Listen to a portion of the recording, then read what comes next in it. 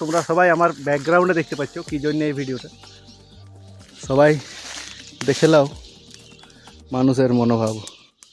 ওই দিকটা অনেক কষ্ট করে নিভাইলাম, এখনো ধোঁয়া উঠছে। আর এই সাইডটা এই যে আমার অস্ত্র ফায়ার এক্সটিংগুইশার, এইটা ঘাটু ডাল, এই যে আগুন লাগাই নিয়েছে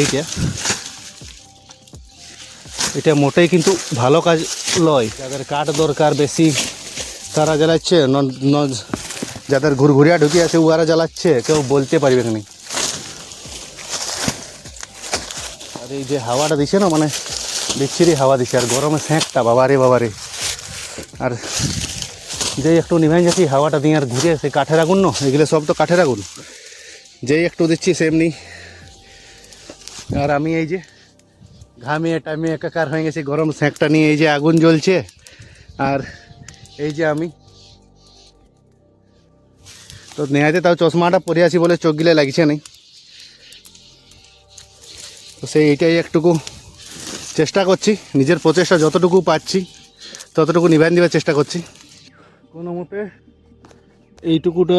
এইটুকু সাইডটা নিভান দিয়ে এলাম, কিন্তু সেই দিকটাই লাতাড়ি লেগে আছে পুরো একদম তক একদম বাগানের মাঝটা তক।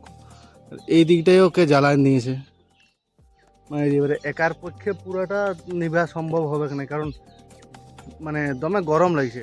আমার যতদূর মনে হচ্ছে এখানে যে মহিলাগুলা মানে কি বলবো কাঠ কাটতে আসে কি কাঠ নিতে আসে, ওরাই জ্বালানছে।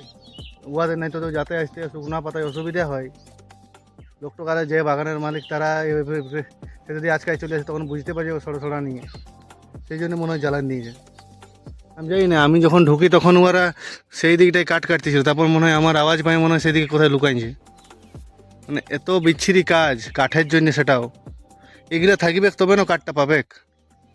যতটা পারলাম করলাম আপাততর জন্যে, আর পাচ্ছি না, থকে গেছি, ভয় লাগছে। যাই ঘর থেকে এবারে সিনারি খাই আসবো, তখন আসার সময় আরেকবার ঢুকে আর যতটা পারবো নিভাই দেবো। টাটা।